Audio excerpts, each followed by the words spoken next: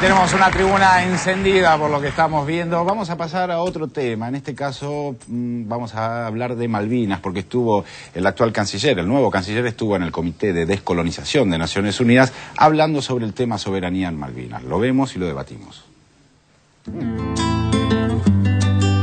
Tema Malvinas. Timerman en Estados Unidos.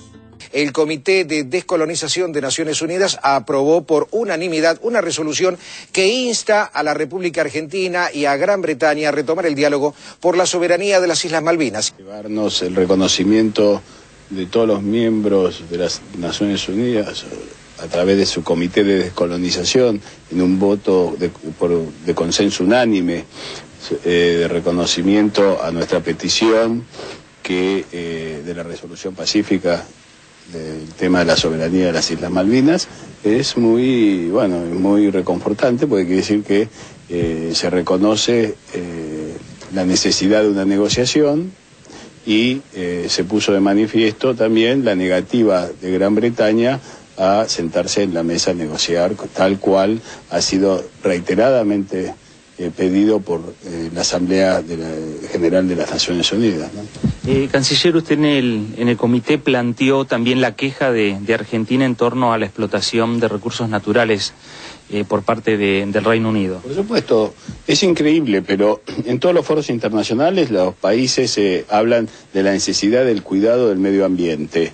Y acá tenemos una potencia colonial que fuera de su territorio decide la explotación, la búsqueda y explotación petrolera, primero con el peligro que esto tiene para toda la plataforma marítima argentina y nuestras costas, y segundo porque ese petróleo no le pertenece a Inglaterra, con lo cual estaríamos ante la apropiación de recursos naturales que le pertenece al pueblo argentino. Hemos tenido una muy buena sesión del Comité de Descolonización de las Naciones Unidas y por unanimidad el Comité de Descolonización de las Naciones Unidas ha aprobado el proyecto presentado por la República de Chile que coincide exactamente con la pretensión argentina. Esto es, que se dé cumplimiento a las resoluciones de las Naciones Unidas y que se comience una negociación bilateral entre el Reino Unido y la Argentina sobre la cuestión de la soberanía de las islas. Hoy le diría que ha sido un éxito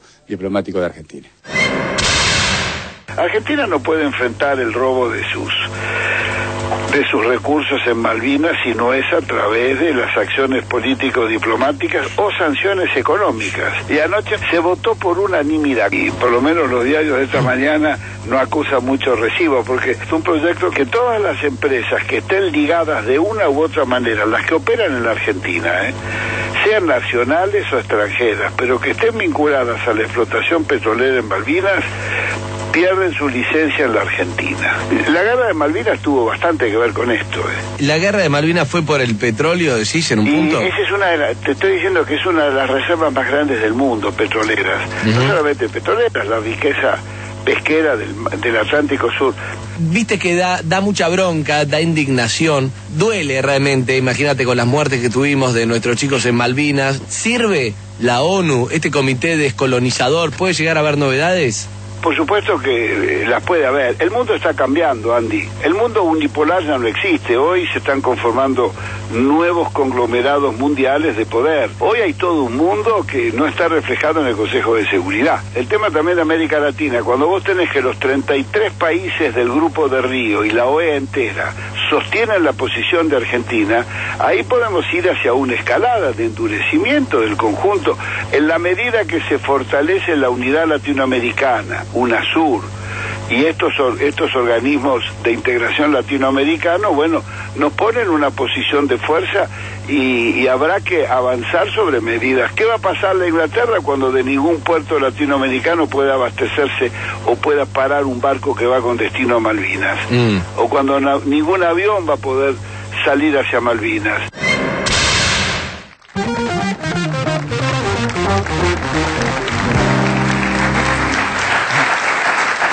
Muy bien, es bien interesante. En este caso se lo ve a Pino Solanas compartiendo, digamos, la política del gobierno respecto de Malvinas, ¿no? Por lo ¿Era Pino Solanas? Era Pino Solanas, Orlando. El mismo que yo conozco. Era Pino. No, San Filipo. No, bueno, pero interesante el planteo que hace Pino alrededor de... Y me parece que la novedad del planteo de Timerman tiene que ver con el tema petrolero. Porque la Argentina ya reclamó muchísimas veces la soberanía de Naciones Unidas, pero nunca se había planteado la posibilidad esta de que realmente se constituyan un peligro medioambiental muy importante para la Argentina este tipo de explotaciones. ¿Sí? No, a mí me parecía interesante lo que decía Solanas, en el sentido de que muchas veces hemos visto que la ONU... Esa pregunta de Andy, ¿sirve la ONU? Muchas veces nos lo hemos preguntado, porque de hecho la ONU hace cumplir, ¿no?, sus resoluciones a los países más débiles, mientras que los países centrales, como el caso de Gran Bretaña, hacen oídos sordos a las resoluciones de la ONU. Entonces me parece que, entre otras cosas, la fortaleza de UNASUR y esta nueva estrategia geopolítica, estratégica, regional, me parece que también puede servir para llegar a la ONU de otra manera. Con otra consistencia, claro. Algunos puntos. Un día como hoy, hace 204 años, desembarcaron los ingleses en las costas de Quilmes. Es un datito. Hoy estamos, de alguna manera, celebrando este hecho de que la ONU haya dado un apoyo a la Argentina. Hay que pensar el tema Malvinas. Yo no disiento con el tema del petróleo de Malvinas por una cuestión. El petróleo es nuevo en la agenda de Malvinas. Si uno piensa cómo venían las negociaciones entre la Argentina y Gran Bretaña hasta el año 1981, se va a dar cuenta que Gran Bretaña tenía una política de descolonización de Malvinas, en el cual se empezaba a enseñar castellano en las islas, se empezaban a ver carteles en inglés y en castellano en las islas. La guerra de Malvinas es producto de una estupidez política, geopolítica de la dictadura militar, y además aprovechado por Margaret Thatcher, que estaba en un momento de crisis política profunda, crisis política y económica profunda en Gran Bretaña, y decide tomar Malvinas como baluarte y como defensa de lo que uno podría decir la identidad inglesa. Por lo tanto, me parece que para Gran Bretaña no era demasiado importante el tema Malvinas, como sí lo es ahora. Malvinas pasó a ser una cuestión de clave nacional después del 82, y ahora sí me parece que tiene que ver con la cuestión petrolera, sobre todo porque las reservas de petróleo se saben que hasta el 2050 van a aguantar, 2050, 2060 va a haber petróleo en el mundo, si no se descubren otras fuentes alternativas o otros pozos petroleros. Entonces me parece que ahí hay que... nosotros el otro día en Carbono 14 con Anguita hablamos con Timerman, y Timerman fue claro en cómo se abre la negociación entre Argentina y Gran Bretaña. Y la única posibilidad que tiene Argentina de negociar, porque yo le pregunté, bueno, ¿qué puede negociar la Argentina? La Argentina solo puede negociar la descolonización de las islas, digamos, no hay mucho margen de maniobra. Entonces, que la ONU haga sentar a Gran Bretaña a discutir la descolonización me parece que es un paso importante que no fue visto en ninguna etapa de los diarios, salvo Página 12 y Tiempo Argentino, ¿no? Perdón. Sí. No, quería... ¿Levantaste la mano como en el Laura? Estuve bien, boludo. Estuviste bien. Perdón. La embarraste, claro. Las cosas como un patito, ¿viste? Un pasito y algo mal. Bueno, pero no, me quedé con esto también un poco que decía Sandra, ¿no? De la importancia del estar unidos, quiero decir, de esta cosa de la unidad sudamericana, latinoamericana, y donde la unión hace la fuerza, o donde un poco esto que decía el Martín Fierro, si entre ellos los hermanos se han unido, y si entre ellos en plena guerra no nos dio resultado. Pero, ni siquiera nos unimos. Hemos tenido el apoyo de todos los países latinoamericanos. No, creo que estamos... Sí, Chile poco. Chile no tanto. No estábamos unidos, justamente. Estábamos más bien dominados. Justo el al lado. Pero eso por un lado, y por otro lado, digamos, más allá del chiste de Pino, o sea, mejor. O sea, bienvenido amor, como diría un filósofo contemporáneo, Ortega. Tema Malvinas, estoy leyendo el Zócalo. Tema Malvinas, Naciones Unidas apoyó por unanimidad la posición de Argentina. ¿Eso es lo que me hace? ¿Qué te parece a vos? Me parece que es importantísimo en los términos que aquí se está diciendo, y sobre todo del afianzamiento de este proyecto de unidad regional. Ahora, quiero decir que ya el Comité de Descolonización tiene varios pronunciamientos similares, y lo dramático es que Inglaterra hace oído sordo, es decir, esperemos que esta vez sea distinto, pero no es la primera vez que se obtiene un pronunciamiento, creo que ha habido incluso pronunciamiento de la Asamblea General de Naciones Unidas. Hay que ver cómo juega la crisis europea. Hay que ver cómo juega, sí, por eso digo, cada vez es distinto, Y bueno, ahora hay petróleo porque apareció el petróleo, es decir, es un dato que no se puede pasar por alto. Y ahora hay peligro ambiental porque tenemos el tema de British también, ¿no? Como un nuevo fenómeno que se incorpora y que antes no estaba. Claro. Entonces, los escenarios se van haciendo más complejos por las cosas que se van agregando. Vuelvo a leer una cosa del Zócalo, dice Gran Bretaña aislada del mundo.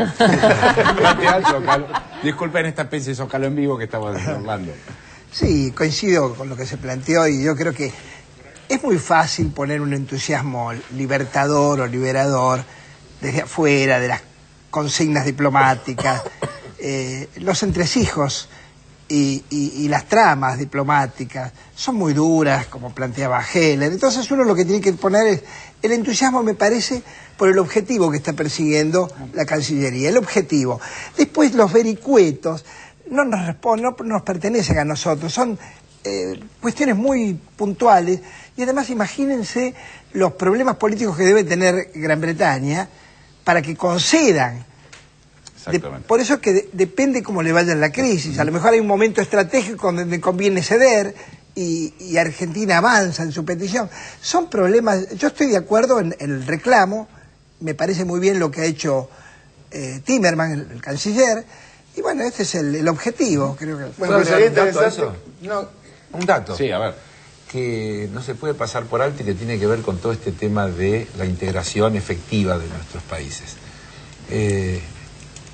Inglaterra necesita dónde aprovisionarse y dónde hacer algunas tareas de infraestructura, mantenimiento, etcétera. En algún momento apareció una noticia que decía Brasil estaría dispuesto. Inmediatamente apareció el gobierno de Brasil diciendo de ninguna manera nosotros apoyamos totalmente la posición argentina. Es decir, esto es como se va materializando este proceso de integración regional que no es solo declamativo sino alrededor de hechos concretos. Exacto. Y eso también va dificultando notablemente la posibilidad de Gran Bretaña de tener éxito en ese proyecto que está llevando adelante, ¿no? Yo pensaba que ojalá que UNASUR lea, digamos, interprete esto de la plataforma petrolera como un antecedente de explotación de recursos naturales en territorio sudamericano, o sea que no es un problema nuestro. Así es, no, claro, así está planteado. Espero que así será el tema. Está totalmente anudado con, me parece, ¿no? En esa lectura con las bases que aceptó, las bases militares norteamericanas que aceptó Colombia, ¿no? Y por la que tanto teme Brasil. Y lo digo yo que, como dice Brienza, hace 200 años los ingleses llegaron al fuerte Barragán, que era de mi... ¿De verdad? ¿En serio? Era de mi... Anda. No, sí, ¿De los tátaras? Pues sí. Y vos tirabas aceite, tus tataratíos. No fue mal porque entraron por el fuerte Barragán, se tirotearon y pasaron y llegaron a Buenos Aires. Viste que todo tiene que ver con todo. Por eso yo a los ingleses les tengo miedo. Igual medio bobo, porque bajaron en Quilmes, podrían haber bajado más para el lado del centro. Muy bien, cambiamos de tema. Tengo una gran noticia para decirle. Entra finalmente la nota que le hizo Rolando Graña a Daniel Tonietti, que hace como una semana que estaba en promesa en los avances. La vemos, dale.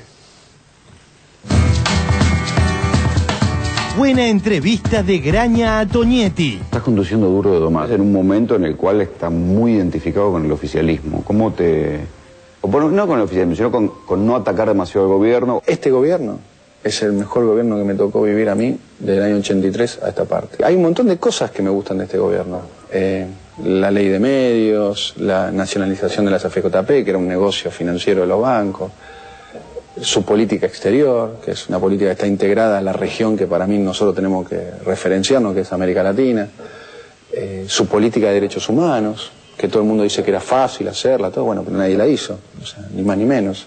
Hasta que llegaba este gobierno había un indulto, estaba la ley de obediencia de vida. Lo que pasa es que también se instaló que todo aquel que defienda o que considere que está de acuerdo con algunas cosas del gobierno está pago por el gobierno. Vos me conocés hace 10 años. 10 años que me conocés y sabés que mi forma de pensar, o vos te asombrás de que yo defienda este tipo de cosas. No. Es más, hasta considero que hasta vos avalás casi el 80-90% de lo que acabo de decir. En buena parte coincidimos. En buena parte coincidimos, digamos. No es que nadie se debería asombrar de que yo sostengo este tipo de cosas y este gobierno sostiene este tipo de cosas.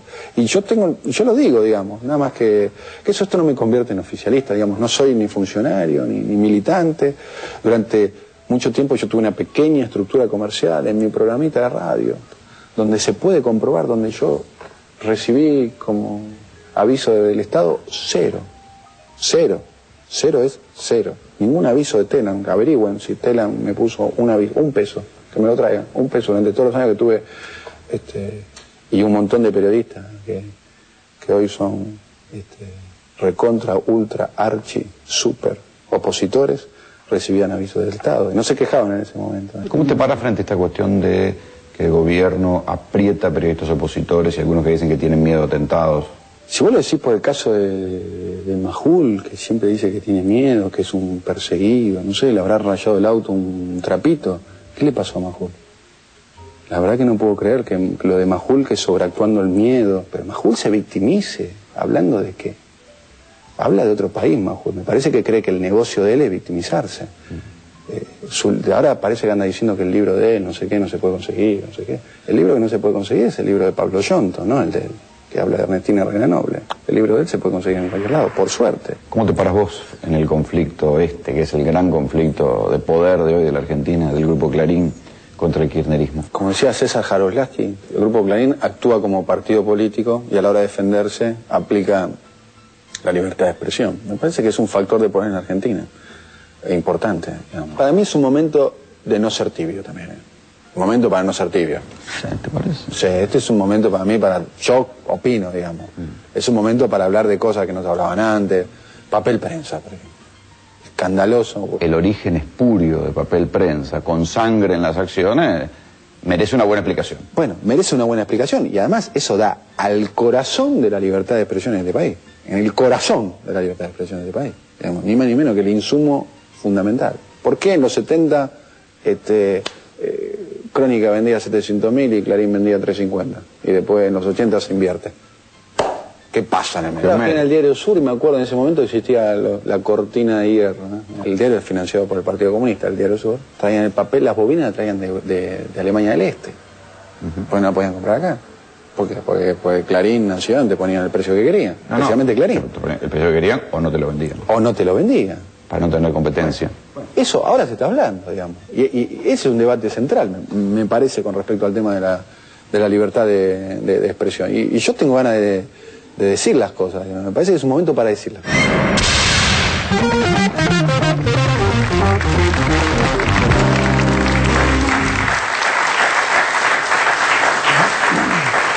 qué no la pusimos antes a la nota? La tendríamos que haber puesto antes a la nota, que está realmente interesante, ¿no? Yo coincido mucho en que es un momento de mayor libertad de expresión, ¿no? Donde se cayeron como algunos velos muy clásicos de las discusiones que había alrededor de la ética periodística, del trabajo, de la búsqueda de la verdad, del reflejo, del sentido común. Toda esta cuestión me parece que sí, efectivamente se ha avanzado mucho. Sí, ¿no? Hay un planteo interesante que hace Daniel, que es por qué un periodista tiene que apoyar o no apoyar a un gobierno, y que lo que mina es la idea del periodista independiente. Y yo me parece que se puede explicar de esta manera.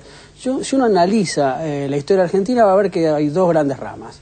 Que una es la rama liberal, conservadora, que lo único que ha hecho es acumular riqueza y de alguna manera endeudar al país y recortar el acceso democrático, político, cívico de las grandes mayorías. Por otro lado, hay una línea que es la nacional y popular, que uno puede decir que canceló deuda, que distribuyó las riquezas de aquellos que acumulaban y que permitió a los sectores populares acceder a beneficios, a derechos que no podían alcanzarlo.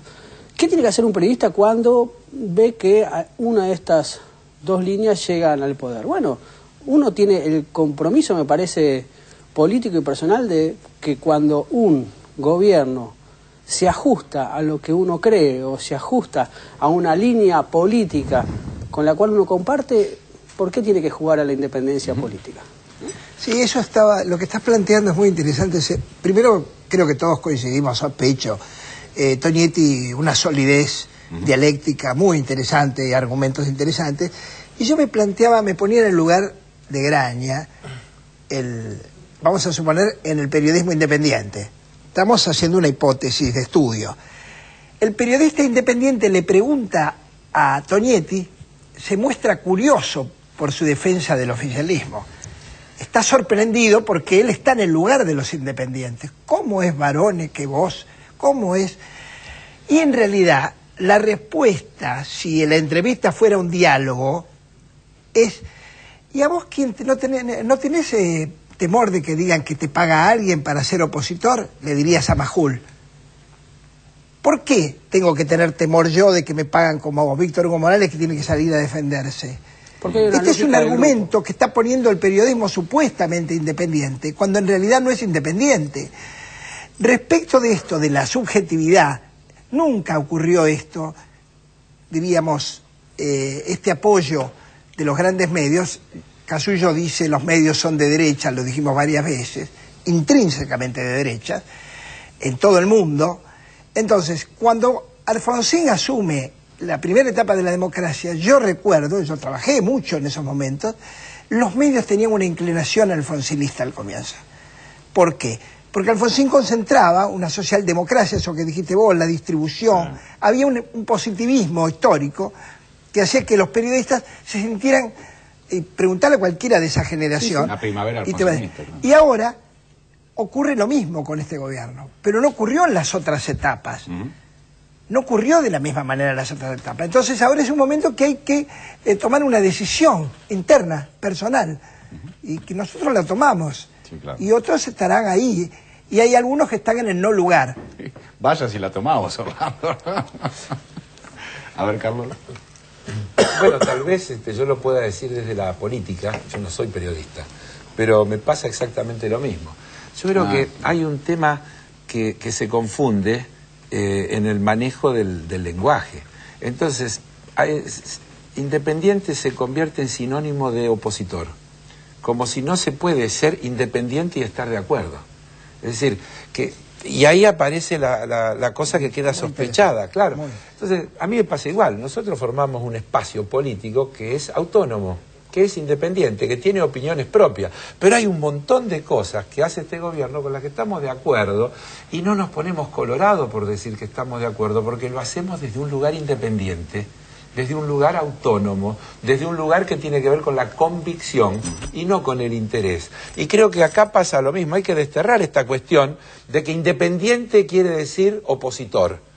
Eso creo que es la gran falacia que se instala. Está claro, Carlos. Nosotros nos vamos al corte, ya volvemos.